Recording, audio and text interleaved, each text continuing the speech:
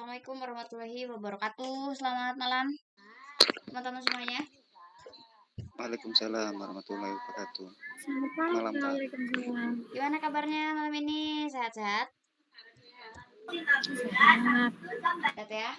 Alhamdulillah. Oke, kita buka dulu kameranya untuk absen.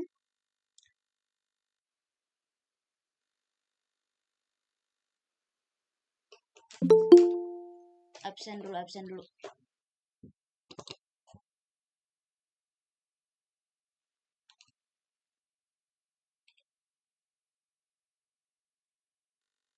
Oke. Kita absen dulu. Sambil nunggu yang pada join. 1, 2, 3. Oke, terima kasih teman-teman yang sudah hadir kembali pada malam hari ini. Yang mana malam ini kita bakalan ngetes sejauh mana pemahaman materi yang kemarin disampaikan terkait analisis pembuatan jurnal umum. Ya, kita harus agak naik tingkat materinya. Nah, kemarin kan sudah dijelaskan mengenai materi dan malam ini kita akan review tugas masing-masing. Kita akan bahas tugas masing-masing yang kemarin sudah dibagikan. Sesuai dengan job desk-nya, sesuai dengan soal yang sudah dibagikan kemarin. Oke, saya buka dulu filenya. Kita langsung mulai aja ya. Karena sesuai jadwal, kita harus belajar on time. Oke.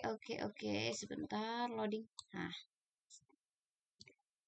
Kita cek soal yang kemarin.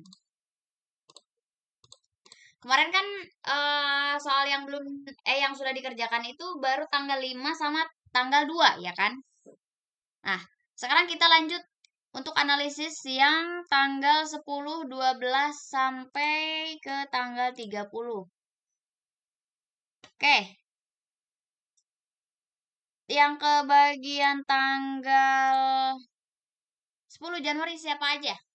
Cung. Yang bagian tanggal 10? Oke, belum pada hadir nih kayaknya. Yang kemarin dapat tugas. Yang tanggal 12. Oke, Karian. Oke, karena Karian ada. Oke, Kalatif ada. Sekarang saya mau bahas dulu tanggal 10 ya. Kita buka dulu Excel yang kemarin. Sebentar, saya buka dulu filenya.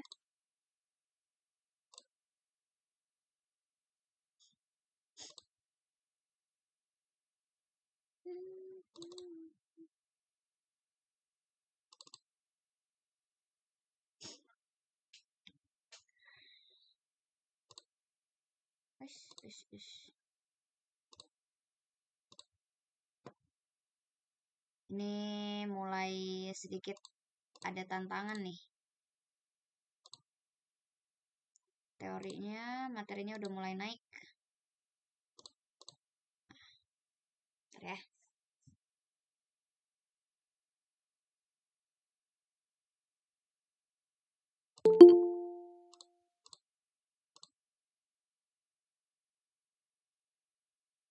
Oke, kita mulai. Untuk tanggal berapa nih? Tanggal 10. Ya. Segini kelihatan nggak? Layarnya di belah 2 kayak gini kelihatan nggak, teman-teman? Kelihatan aman? Kecil aman. Kalau pengen lebih jelas, mendingan joinnya pakai HP. Kalau pakai HP bisa di zoom. Kalau pakai laptop nggak bisa di zoom. Nah, oke, kita mulai. Untuk yang malam kemarin nggak bisa hadir, otomatis nggak tahu nih apa yang mau kita bahas malam ini kan. Nah, saya ulas sedikit terkait pembahasan yang kemarin. Yang mic-nya masih on, di mute dulu. Oke, terima kasih. Jadi, kemarin itu kita pembahasannya mengenai analisis transaksi. Untuk apa? Itu guna supaya kita dapat membuat jurnal umum dengan baik dan benar, ya. Jadi keilmuannya, pembuatan jurnal umum itu nggak ada dosen yang menerangkan 5 tahapan ini. Karena apa? Karena terbatas dengan waktu. Nah, bareng saya lah teman-teman dapat kesempatan buat belajar lagi dari nol terkait maksud dari pembuatan jurnal itu. Kenapa kok kita bisa tiba-tiba menentukan dalam satu transaksi jurnalnya A, jurnalnya B, akunnya B, C, D, J, sampai Z, A sampai Z lah ya, akunnya. Itu ada dasarnya, teman-teman. Jadi kita tidak menebak-nebak, tidak menerka-nerka, dan tidak asal tembak jurnalnya itu atau akunnya itu. Melainkan melalui proses 5 tahapan ini secara tidak nyata. Kalau teman-teman pemula diajarkan ini fungsinya untuk alat analisis. Jadi nanti tidak bertanya-tanya lagi, ini jurnal ini didapatkan dari hasil apa? Ya, maka malam ini kita bakalan kupas tuntas untuk soal yang ada di PowerPoint ini, ya, materi kemarin, sesuai dengan yang sudah ditunjuk teman-teman per orang satu soal. Yang kebagian nomor 10, Cung, udah hadir belum? Nomor 10, tanggal 10? Gak ada? Oke, sekarang gini aja. Karena tanggal 10 gak ada, berarti saya yang akan bahasnya. Tanggal 10 Januari nih.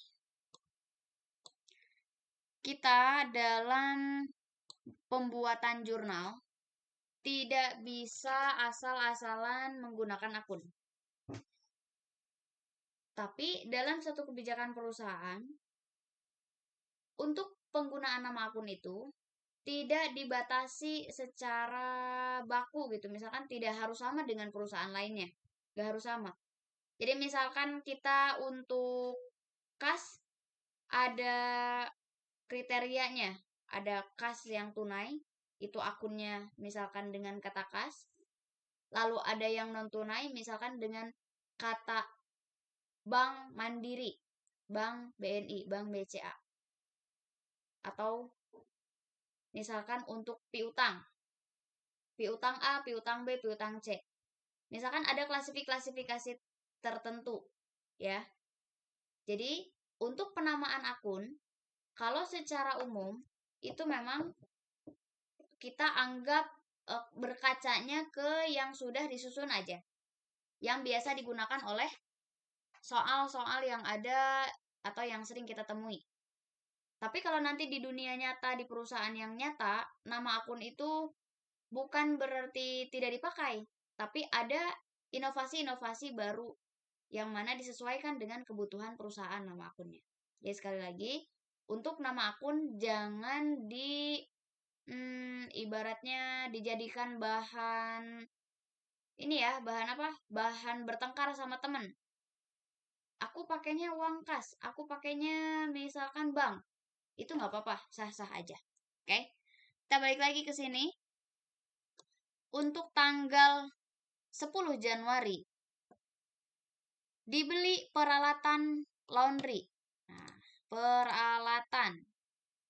Kalau peralatan, ya, yang konteksnya peralatan, berarti itu sesuatu hal yang mempunyai umur ekonomis lebih dari 1 tahun. Termasuk kepada golongan aset tetap. Aset tetap itu adalah aset yang memiliki umur ekonomis lebih dari 1 tahun. Itu namanya peralatan. Selain peralatan ada apa lagi untuk aset tetap? Ada kendaraan, gedung. Gedung kalau milik pribadi itu aset. Tapi kalau untuk gedungnya sewa ya, itu bukan hak milik tapi statusnya sewa. Jadi kalau untuk perhitungan penyusutan aset tetap, jika aset tetap itu milik pribadi, maka kita akui penyusutannya. Tapi jika sewa itu kita tidak perlu menghitung penyusutan. Nanti itu ada hubungannya dengan penjurnal, proses jurnal penyesuaian gitu maksudnya. Nah, berikutnya di sini yang harus kita pahami ya, untuk soal yang di tanggal 10 ini, yaitu pembelian peralatan laundry. Peralatan yang menunjang kegiatan perusahaan laundry. Berupa apa? Berupa mesin cuci, berupa selang air, berupa setrika. Ini peralatan yang digunakan di laundry kinclong. Nah, berapa nominalnya? 7.300.000. Teman-teman harus paham dulu di sini. Apa yang dibelinya secara tunai atau kredit. Jika secara tunai, berarti kita akan mengeluarkan kas. Asumsinya ya. Tapi ketika kita mengeluarkan kas, kita juga menerima peralatan yang kita beli. Nah, ada lagi konteks pembelian suatu aset, kita bayar sebagian. Sebagian lagi hutang. Itu bisa? Bisa. Contohnya di sini. Pembelian peralatan laundry, mesin cuci, selang air, setrika sebesar 7.300.000 dibayar tunai 6 juta, sisanya hutang. Nah, berarti pembelian totalnya itu 7.300.000. Dibayar tunai 6 juta.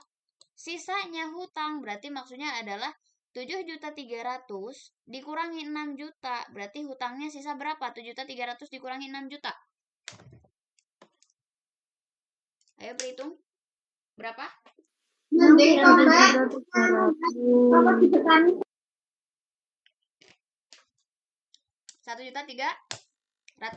ya. Nah, berarti kita udah harus tahu bahwa transaksi ini ya, tanggal 10 itu untuk analisis transaksinya, di mana kita dapat mengetahui jenis transaksi yang terjadi. Berarti pembelian aset ya. 1 untuk analisisnya, transaksi pembelian peralatan secara tunai dan kredit. Nah, maksudnya secara tunai dan kredit itu berarti sebagian tunai, sisanya ngutang dulu, dibayar di kemudian hari. Berikutnya, poin kedua ya. Poin kedua itu di mana kita harus menentukan akun-akun yang akan dilibatkan di transaksi ini. Masih ada yang join? Berarti akun yang dilibatkan di sini kita udah harus peka. Apa yang dibeli? Apa yang digunakan untuk pembelian? Apa yang dibelinya di sini? Ini apa ini? Peralatan laundry. Peralatan. Akun untuk pembelian peralatan berarti pakai peralatan. Peralatan kantor boleh, peralatan laundry boleh, peralatan apapun boleh. Yang terpenting di sini adalah peralatan. Mau dipisahkan misalkan peralatan setrika, dalam kurung setrika, dalam kurung mesin cuci, dalam kurung selang air, lalu dirinci harganya masing-masing, boleh? Boleh. Asalkan nanti pada saat penjurnalan itu antara debit dengan kredit seimbang. Ya. Selain peralatan berarti akun yang terlibatnya adalah kas. Oke. Setelah kas masih ada satu lagi. Karena apa? Karena baru dibayar sebagian nih. Sebagian lagi adalah hutang. Betul. Nah, setelah kita mengetahui akun-akun yang terlibat ya. Jadi teman-teman jangan salah nih. Pada saat penjurnalan fase paling membingungkan adalah fase menentukan akun apa aja yang terlibat. Kuncinya di mana supaya bisa tepat untuk menentukan akun yang akan digunakan atau akun yang saling mempengaruhi dan dipengaruhi, ya. Kuncinya ada pada saat pemahaman bukti transaksi. Nanti kan kalau di perusahaan yang nyata, teman-teman nggak pakai narasi kayak gini soalnya, tapi ya sudah berbentuk bukti transaksi yang nyata gitu, berupa nota pembelian ya, berupa kwitansi pembelian, seperti itu. Jadi harus peka terhadap transaksi, baru kita bisa menentukan, oh ini pembelian A, berarti yang bertambah barang A, dibayar berapa, berarti sisanya ngutang gitu. Sekarang peralatan masuk kelompok aset, kas juga masuk kelompok aset, hutang masuk kelompok kewajiban. Nah, baru deh pada saat kita sudah bisa menentukan kelompok akun dengan berikut akunnya, kita bisa menentukan nanti posisi mereka ada di mana. Ibaratnya udah tahu nih, kelompok A, B, C, D, kelompok 1, 2, 3, 4, 5. Berarti nanti tinggal tentukan siapa yang akan posisinya di debit dan akun apa yang akan dikredit. Tuh kan? Maka sekarang peralatan, logikanya ketika peralatan dibeli bertambah. Nah, itu yang paling mudah. Jadi kita tuh mikir sendiri, jawab sendiri. Peralatan dibeli berarti bertambah. Ketika peralatan bertambah, oh berarti di sebelah debit. Karena apa? Karena peralatan masuk ke kelompok aset, ya. Berikutnya, kas. Kas ketika dilakukannya pembayaran untuk beli peralatan, berarti kasnya berkurang. Kas berkurang di sebelah kredit. Karena apa? Karena kas itu masuk ke kelompok harta atau aset. Aset sifatnya kalau bertambah di sebelah debit, kalau berkurang di sebelah kredit. Jadi udah nggak bingung lagi, ya. Mana yang di debit, mana yang di kredit. Sekarang satu lagi, hutang nih. Hutang itu masuk ke kelompok kewajiban.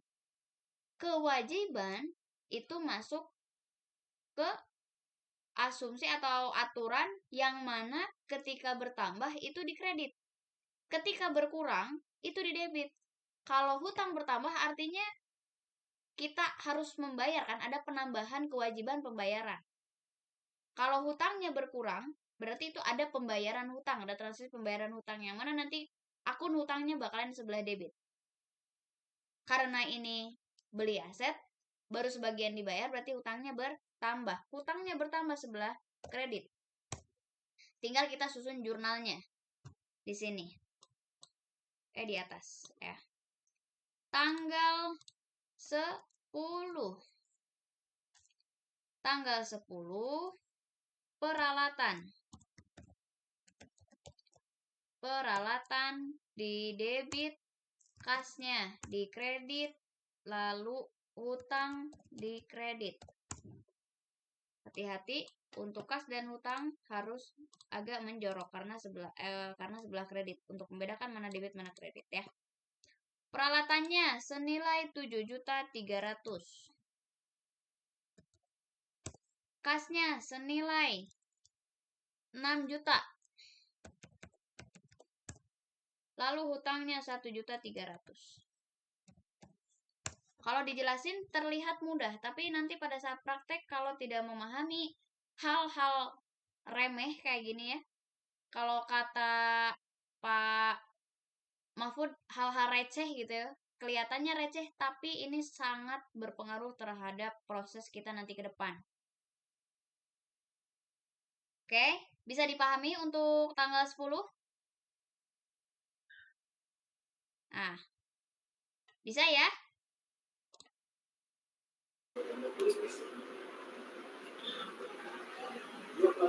Bisa? Bisa, Mbak. Oke. Bisa, Kak. Gini Insya doang, nggak Allah. kelihatan soalnya saya nggak lihat wajahnya nih. Lihatnya PowerPoint sama Excel, jadi nggak bisa lihat. Oke, lanjut. Sekarang saya mau langsung aja tembak jurnal ya, nggak usah dianalisis. Tanggal 12, jurnalnya apa berarti? Tanggal 12 jurnalnya apa? Beban. Di debitnya? Beban apa? Beban cleaning supplies. Beban cleaning service? Cleaning supplies. Cleaning supplies. Oh, beban kebersihan gitu ya? Kebersihan ya. Boleh. Nah, di sini kan ada keterangan dibeli perlengkapan berupa sabun cuci, pewangi, dan Tunai. shampoo. Dibayar secara tunai. Ini aku boleh kasih contoh akun yang digunakan di sini, boleh perlengkapan sabun misalkan ya, atau perlengkapan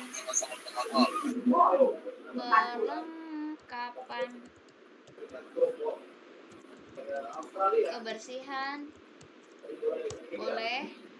Lalu biasanya dimasukin ke beban dapur, pantry biasanya, kalau di kantor biasanya masuk ke pantry sih, ke biaya-biaya dapur lah gitu ya, dapur sama alat-alat sabun tuh biasanya masuk ke pantry. Nah, boleh di sini kita anggaplah perlengkapan kebersihan ya, anggap perlengkapan kebersihan. Di kreditnya kas karena secara tunai. Oke, bagus. Jika ada yang tidak dipahami, boleh langsung bertanya ya, alasannya kenapa jurnalnya seperti ini. 3 juta. Oke,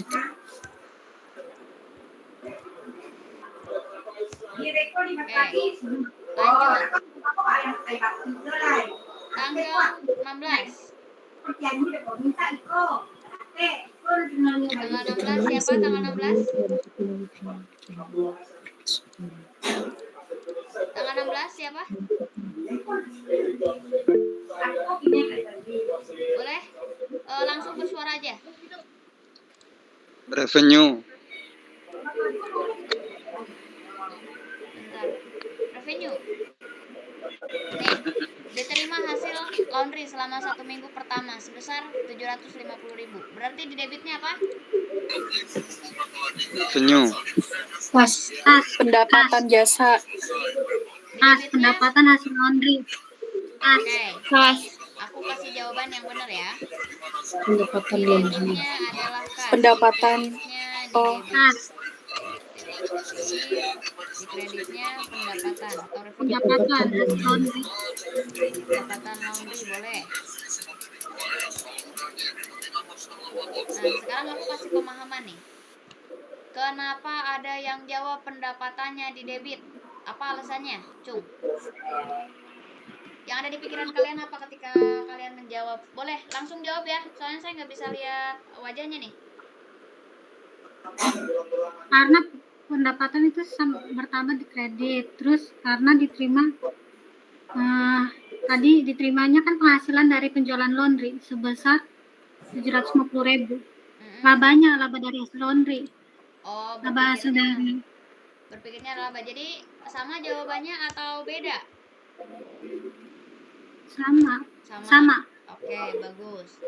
Jadi, teman-teman, ketika kita mendapatkan suatu uang dari hasil jasa yang kita lakukan, jangan kita sesekali menjurnal pendapatannya di debit. Gak boleh. Ya. Yang di debit itu adalah akun kasnya, karena kas itu diasumsikan sebagai uang. Uang itu adalah aset dan ketika bertambah itu di sebelah debit. Bedakan istilah akuntansi dengan istilah yang sering kita gunakan. Contoh, biasanya kan kita kalau ditanya pendapatan sebulan berapa? Sekian juta. Kita udah menyebut bahwa uang yang kita miliki itu adalah pendapatan. Padahal pendapatan dalam akuntansi itu adalah status aja. tidak diasumsikan sebagai uangnya. Nah, uangnya kalau di dalam akuntansi itu menggunakan kas. Jadi kalau kita bisa bercerita, saya punya kas sekian juta dari hasil usaha bulan ini misalkan. Berupa pendapatan, berarti ya pendapatan jasa. Di jurnal saya, di jurnal laporan keuangan saya, berarti kasnya di debit, pendapatan jasanya di kredit. Jangan sesekali pendapatannya di debit, kasnya di kredit. Karena kalau dalam akuntansi itu asumsinya akan berbeda. Ya. Selanjut, di tanggal 20. Tanggal 20, siapa nih yang dapat tugas tanggal 20? Saya, Kak. Boleh langsung dijawab jurnalnya apa? Di beban biaya listrik, air, telepon di debit, kas di kredit sebesar 350.000. Mantap, bagus, betul. Jadi di sini boleh ada dua cara untuk menjurnal yang tanggal 20. Boleh biayanya dirinci, misalkan kayak gini ya, biaya listrik berapa, biaya air berapa, biaya telepon berapa, itu di debit semua, lalu di kreditnya kas. Tapi boleh juga pakai akun beban utilitas. Beban utilitas itu yang sering digunakan untuk ketiga rangkaian beban ini, air, listrik, dan telepon. Biasanya beban utilitas di kreditnya kas. Senilai 350.000. Oke, lanjut tanggal 23. Tanggal 23. Siapa tanggal 23, Cung? Langsung bersuara ya. Peralatan di debit, kas di kredit. Peralatan di debit, kas di kredit. Alasannya apa? Kenapa jurnalnya itu? Karena dia bayar beli peralatan laundry. Jadi kasnya berkurang di kredit, peralatannya nambah di debit. Oke, kita bahas. Dibayar sebagian uang atas pembelian peralatan sebesar 300.000. Dibayar sebagian uang atas pembelian peralatan laundry sebesar 300.000. Ini bukan nambah peralatan lagi.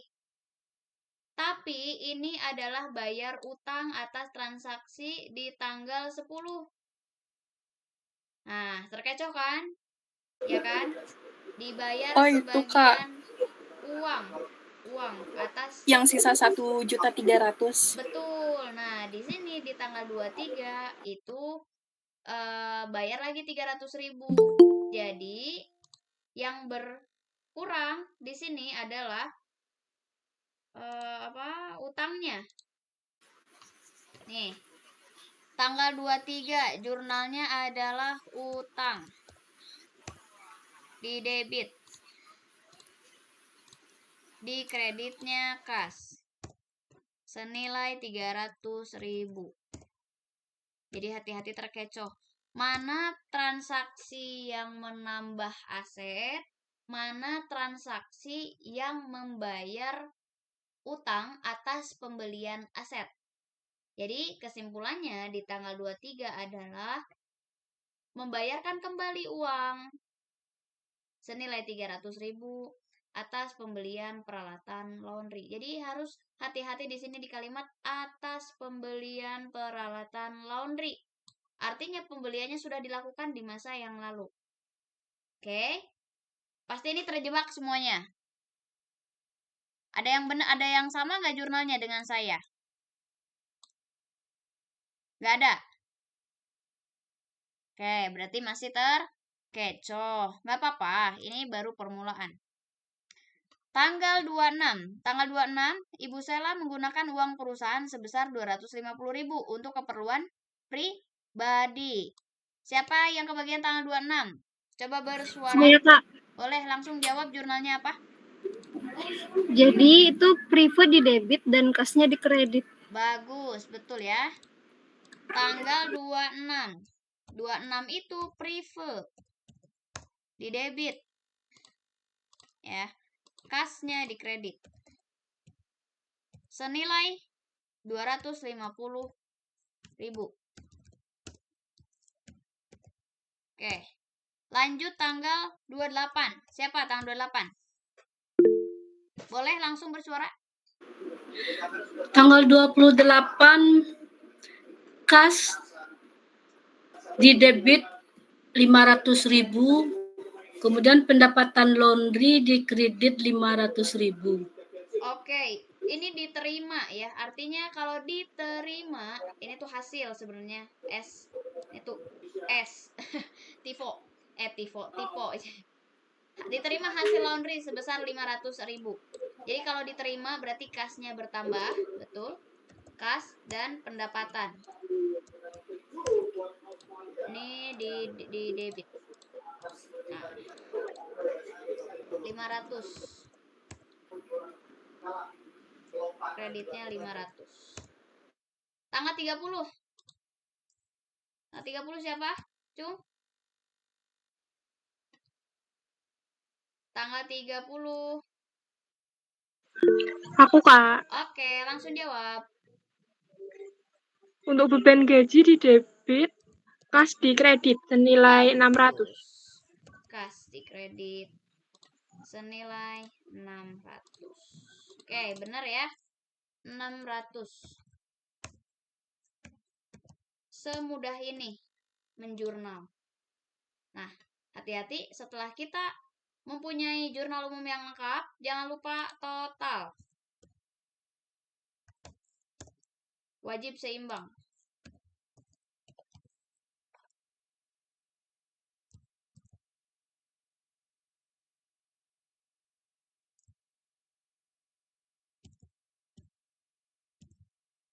Kelebihan.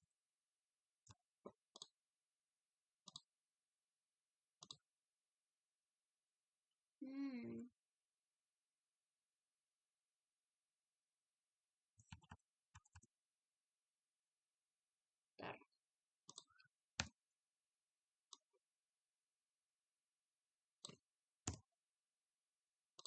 Ini yang dikatakan jurnal umum harus seimbang.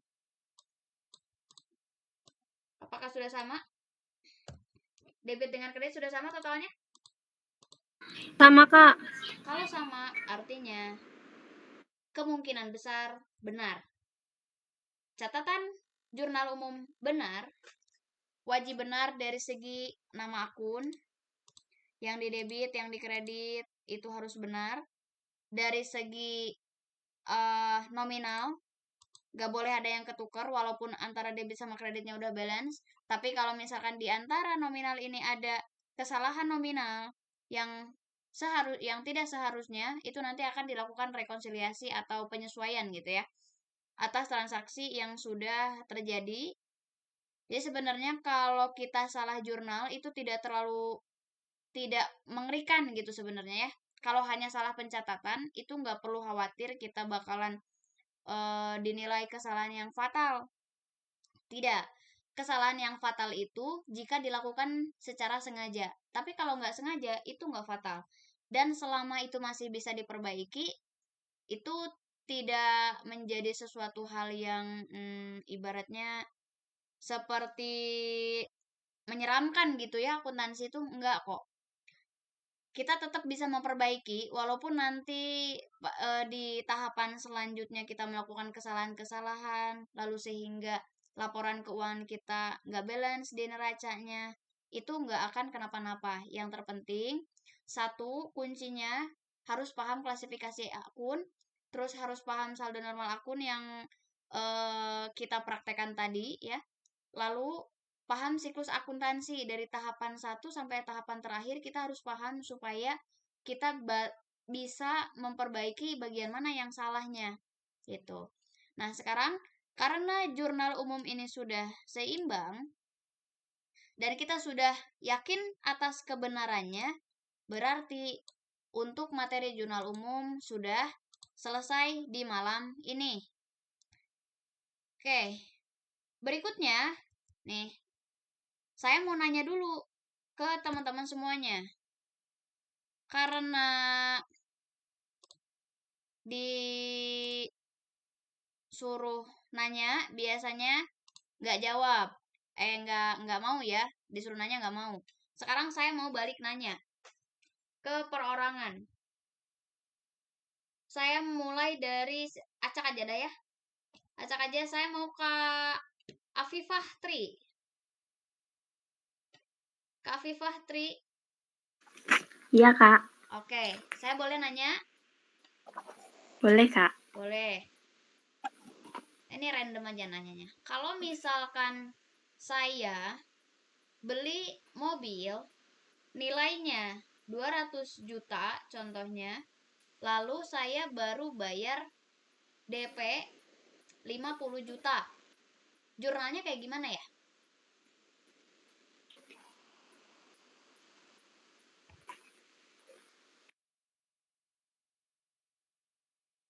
Jurnalnya seperti apa?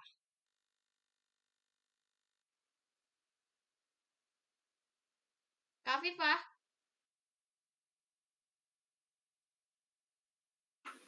Iya, Kak.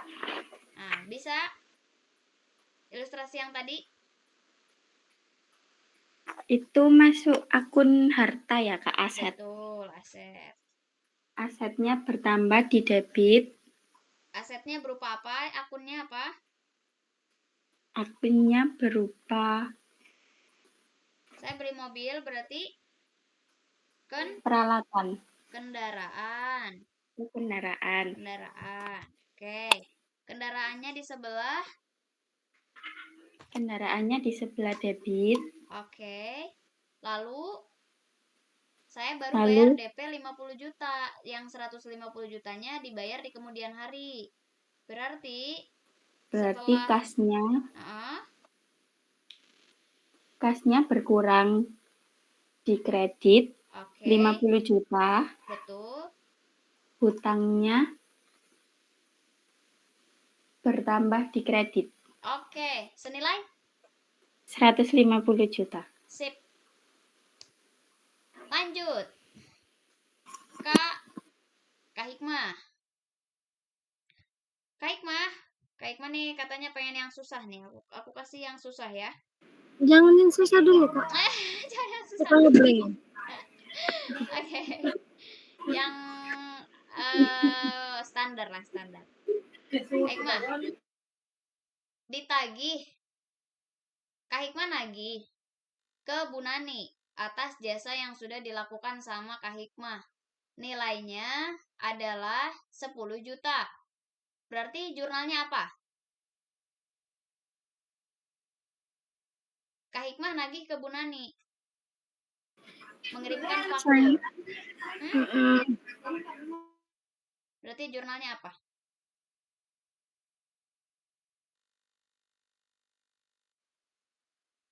Nah, suaranya mute.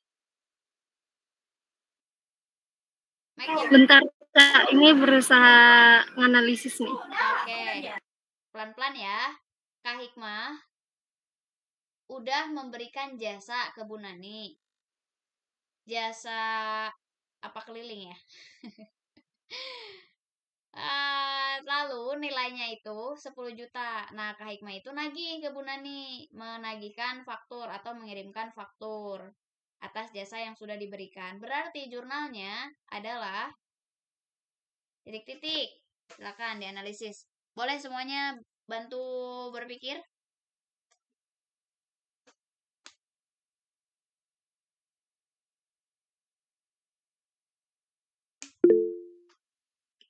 Boleh. Boleh, Pak Dedi? Baik, Mbak, saya coba jawab. Boleh. Iya, jadi pendapatan jasa terhadap piutang. Yang di debitnya apa? Yang di debitnya piutang. Pendapatan jasanya di kredit. Oke, betul. Kalau yang disebutkan tadi piutang di debit, di kreditnya pendapatan jasa. Tapi kalau yang disebutkan yang pertama salah. Pendapatan jasa pada piutang salah. Tapi kita ketika menyebutkan jurnal, kalau ingin menggunakan kata pada, berarti kita sebutkan yang di debitnya dulu. Karena piutang yang di debit, berarti kalimatnya seperti ini. piutang pada pendapatan jasa. Gitu ya. Sama nggak jawabannya kayak Kak Hikmah? Ya, Kak. Sama. Oke, bagus. Terima kasih ya Pak Dedi sama Kak Hikmah. Sudah benar jawabannya. Makasih ya Pak Dedi. Dibantu sama Pak Dedi. Oke, lanjut. Kak siapa nih? Kak Joan. Kak Maudi. Iya, Kak. Nah, Kak Maudi tuh content creator. Nah, Kak Maudi sudah dibayar atas jasa yang sudah diberikan. Berarti Kak Maudi menerima uang senilai 5 juta atas jasa yang sudah diberikan. Berarti jurnalnya apa? Pendapatan di kredit, kas di debit. Oke. Jurnalnya udah benar tapi menyebutkannya salah. Jadi yang disebutkan itu sekali lagi yang di debit terlebih dahulu sebelum yang di kredit. Oh. Oke. Berarti kas di debit, pendapatan di kredit. Oke. Nilainya berapa? 5 juta tadi teh. Bener. Iya. Oke, udah betul ya. Lanjut. Kak Hikmah lagi. Kak Hikmah belum lulus nih. Kak Hikmah beli alat tulis kantor senilai 500.000 secara kredit. Berarti jurnalnya apa?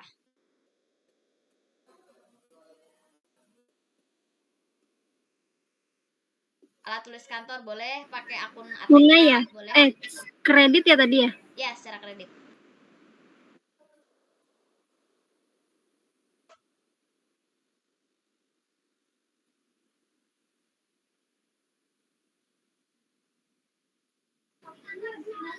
Peralatannya di debit, hutangnya di kredit. Oke, betul. Nilainya berapa? 500.000. Sip.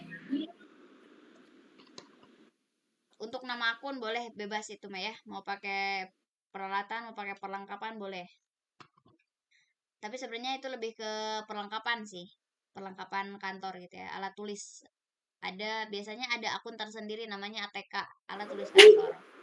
Ya, ATK biasanya. Yap, betul. Lanjut ke Kak Reni. Hadika. Kak Reni pemilik perusahaan. Kak Reni mau ngambil uang untuk keperluan pribadi senilai 2.500.000. Berarti jurnalnya apa? Privo pada kas. Privo pada kas. Betul, sip. Ada yang ingin ditanyakan dari ilustrasi-ilustrasi yang tadi? Boleh, Bu Nani? Nih, ilustrasi yang barusan ini saya agak ragu gitu. Yang mana? Tadi kan dikatakan mengambil uang untuk kebutuhan pribadi. Nah, bagaimana kita membedakan itu privé atau bukan? Karena kan privé itu hanya pada CV kan, PT nggak bisa ya kayak gitu. Kalau PT apa utang tibanya nggak? Oke. Karena kan istilah privé itu hanya ada di CV kalau saya nggak salah ya. Oke, jadi untuk pengambilan uang secara pribadi itu biasanya ada pada perusahaan yang memang memperbolehkan pemiliknya mengambil uang untuk keperluan pribadi, barulah muncul privé. Tapi kalau di sekelas PT biasanya memang sudah tidak bisa lagi. Karena apa? Karena terikat dengan satu pemegang saham, yang mana pemilik nggak bisa semena-mena mengambil uang pribadinya gitu. Meskipun ibaratnya sama-sama pemegang saham di situ, tapi nggak bisa mengambil uang secara mendadak kah, atau intinya tidak bisa sesuai keinginan pribadi, itu nggak boleh. Kecuali memang perusahaannya masih skala kecil dan atau menengah ke bawah gitu ya, yang dimana untuk aturan-aturan mainnya atau aturan-aturan di perusahaannya masih diatur oleh 1 atau 2 orang aja. Biasanya CV gitu ya, terus yang dimana di dalamnya hanya ada 2 orang, 3 orang, sedikit orang lah ya, dan yang mengendalikannya aja langsung pemilik gitu. Jadi untuk keperluan pribadi itu hanya ilustrasi aja. Kalau urusan bisa atau enggaknya itu biasanya kita ikutin kebijakan perusahaannya. Kalau yang udah sekelas PT sih biasanya jarang gitu ya, karena kan terikat RUPS, terikat ini pemegang saham. Oke? Jadi kalau seandainya di dalam soal ada kata-kata pengambilan uang untuk kepentingan pribadi, otomatis itu langsung privé ya? Langsung privé. Oke, makasih ya Mbak. Oke, siap, sama-sama. Silakan Kak Lia. Selamat malam Kak Rizka. Selamat malam Kak Lia. Selamat malam Kak Lia. Boleh.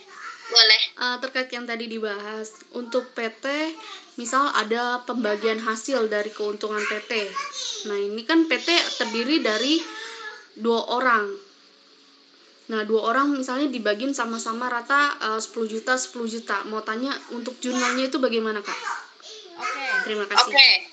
Jadi, untuk pembagian keuntungan itu kalau di PT namanya dividen kan. Nah, kemudian ketika kita membentuk laba ditahan, berarti di situ ada kas yang terbentuk ya. Kas dan laba ditahan. Berarti misalkan tadi totalnya 20 juta dari pembagian 10 juta 10 juta. Pada saat pembentukan laba ditahan, jurnalnya adalah dividen di sebelah debit, di sebelah kredit ya. Kemudian kasnya di debit. Nanti pada saat dividen itu dibagikan, berarti dividennya di debit, kasnya di kredit, dibalik. Karena apa? Karena dividen itu mengurangi mengurangi modal. Saya ilustrasikan gini. Di Excel ya. Bentar.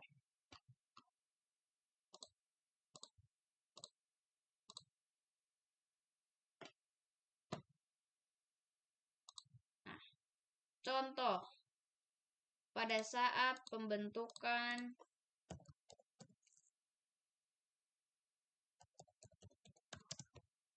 laba ditahan.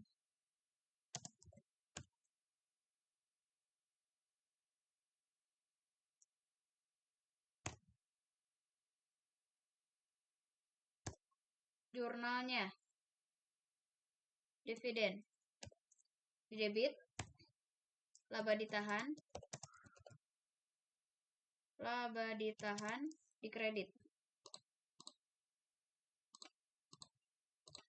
Tadi 20 juta totalnya. Lalu nanti pada saat dibagikan ya, dibagikan. Berarti di sebelah debitnya salah. Ini tuh kas dulu, kas. Nah. Di sebelah kredit debitnya ya, pada saat dibagikan berarti dividennya di debit. Dividen di kreditnya kas. Karena dividen itu perubahan dari laba. Laba yang ditahan itu berubah jadi dividen. Masing-masing kan 10 juta, berarti totalnya 20 juta. Tetap senilai yang dibagikan. Kalau misalkan mau di jurnal dengan cara dipisah masing-masing 10 juta bisa juga. Kayak gini misalkan dividen untuk si A. Untuk tuan A. Untuk yang tuan yang pertama, untuk yang kedua bisa juga kayak gini. Dividen tuan yang kedua. Misalkan di sini 10 juta. Di sini 10 juta. Jadi totalnya 20 juta. Seperti ini kali ya. Iya, Kak. Oke. Satu lagi, Kak. Nah, ini kan Dividen ini ada jurnal pembalik nggak ya? Dividen itu ada jurnal Dividen itu ada jurnal enggak? atau enggak? Dividen Iya. itu Dividen itu ditutup pada saat melakukan jurnal penutup karena itu adalah akun modal. Nanti tata cara penutupan akun modal, tata cara penutupan akun beban, tata cara penutupan akun pendapatan itu akan diajarkan. Masih jauh jurnal penutup. Tapi jawabannya ada jurnal pembaliknya yaitu untuk menutup akun dividen. Seperti itu. Terima kasih, Kak. Oke, sama-sama. Karena seluruh akun nominal wajib ditutup. Jadi nanti tuh pada saat akhir tahun, semua beban, semua pendapatan, semua dividen itu akan kembali nol. Yang tersisa hanya ada aset dan utang aja. Itu di laporan keuangan yang nyata adanya gitu ya. Kalau setiap bulan mungkin beban masih diakumulasikan bulan pertama, bulan kedua sampai bulan ke-12. Tapi nanti pada saat EOI, end of year atau closing akhir tahun itu pasti ditutup, dinolkan kembali. Atau biasanya kalau kita orang akuntansi pemula namanya jurnal penutup di jurnal penutup gitu ya. Oke, Bu Nani silakan, ada yang mau ditanyakan? Bagaimana dengan dana cadangan, Mbak? Dana cadangan. Dana cadangan untuk apa biasanya? Apakah dana cadangan itu harus kita nolkan juga kalau di akhir tahun? Dana cadangan sebetulnya harus dinolkan, harus dikembalikan kepada kas. Jadi yang berupa dana-dana titipan gitu ya harus disalurkan kepada hal yang semestinya. Misalkan titipan pajak tuh ya, titipan pajak yang sudah dipotong. Biasanya kan pajak ada yang dibayarkannya per bulan ya. Kalau untuk PPh Badan berarti per tahun, di akhir tahun gitu maksudnya. Nah, seperti dana-dana kayak gitu, itu tuh harus dinolkan. Setiap akhir periode, mau itu per bulan atau per tahun, tergantung itu dananya dana cadangan untuk apa dulu.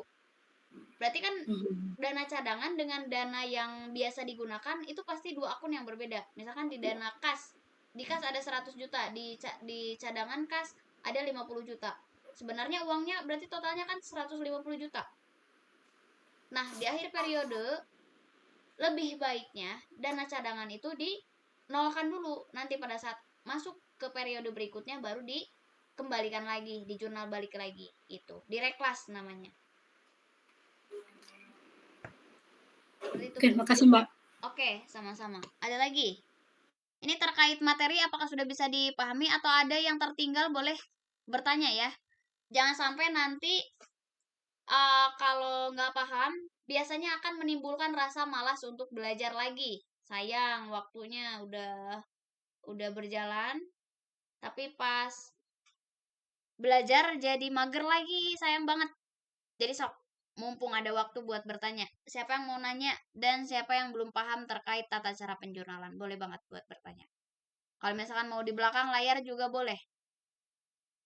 Biasanya kalau kelas yang udah-udah tuh pada malu gitu mau nanya tuh. Karena di forum banyak orang kali ya. Ada karakter orang tuh beda-beda. Ada yang mau ditanyakan atau tidak? Coba saya nanya lagi. Silakan, Kak Siti.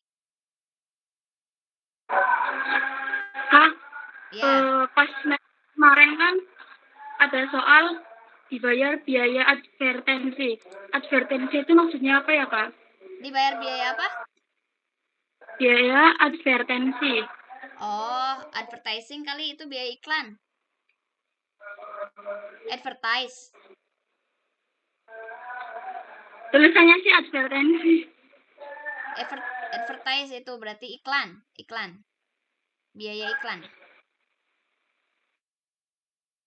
Apa? Kenapa?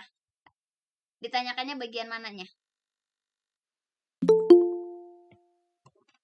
Ditanyakannya bagian apanya? Kak Siti, Nur Laila. Iya, bentar Kak. Oke. Yang lain, ada yang mau ditanyakan lagi? Tidak? Kak Rizka. Boleh. Mohon maaf ya Kak, tadi nggak bisa ikut Zoom Kak, soalnya tadi kan jaringannya hilang Kak, karena mati lampu. Iya, nggak apa-apa. Nanti lihat aja rekamannya ya, supaya nggak Iya, ketinggalan Kak. materi. Oke, Kak. Makasih ya, Kak. Siap, sama-sama. Kak Siti udah ketemu apa yang mau ditanyain? Siti Nurlaila. Oke. Saya mau cek soal ini emang akunnya aja yang hadir atau ada orangnya? Coba on mic semua. Ada Kak. Ada. Nah, gini ya. Ada apa? Online tuh ada kelemahan, ada kelebihan. Kelemahannya tuh ya seperti ini. Ada orangnya tapi nggak ada suara. Padahal mereka ya sedang memperhatikan gitu. Jadi jangan heran kalau online tuh seperti ini keadaannya, gitu ya. Oke, ada lagi yang mau ditanyakan atau tidak? Jika tidak, nanti di pertemuan minggu depan saya mau sampaikan hari ini. Pertemuan minggu depan bakalan ada kerja kelompok. Jadi ada games secara online yang teman-teman bakalan cukup seru-seruan kita. Nggak akan yang sulit-sulit gamesnya. Tapi saya mohon untuk belajar kerjasama nantinya ya. Nggak akan aku spill gamenya apa. Tapi intinya nanti minggu depan kita bakalan nge-game. Oke? Nah, Oke, Kak. kalau tidak ada lagi yang ingin ditanyakan, berarti untuk pertemuan malam ini kita cukupan sekian aja. Kita nggak perlu banyak-banyak atau nggak perlu ngebut-ngebut dalam belajar. Yang penting satu materi itu bisa diterima dan bisa dilatihankan. Kalau misalkan pengen latihan, nanti aku kasih soal latihannya tapi nggak wajib buat dikerjakan. Yang terpenting teman-teman dari aku itu harus bisa paham setiap pertemuan, karena di pertemuan berikutnya kita akan terus update terkait tahapan pembuatan laporan keuangan. Kita baru tahap 1 nih di jurnal umum. Masih ada buku besar, masih ada neraca saldo, jurnal penyesuaian, laporan keuangannya, lalu jurnal penutup, lalu jurnal pembalik. Wow, masih panjang perjalanan kita. Jadi dimohon dijaga kesehatannya dan yang paling penting tuh dijaga semangat belajarnya. Ya, aku titip itu. Selamat istirahat dan kita jumpa lagi minggu depan. Selamat menjalankan hari Senin besok. balik lagi ke kehidupan yang nyata gitu ya. Itu aja paling untuk malam ini. Dadah. Wassalamualaikum warahmatullahi wabarakatuh. Selamat malam. Terima kasih, Kak. Siap. Sama-sama. Jangan lupa minggu depan masuk lagi ya. Ya, Kak. Semangat. Oke. Terima kasih. Yuk.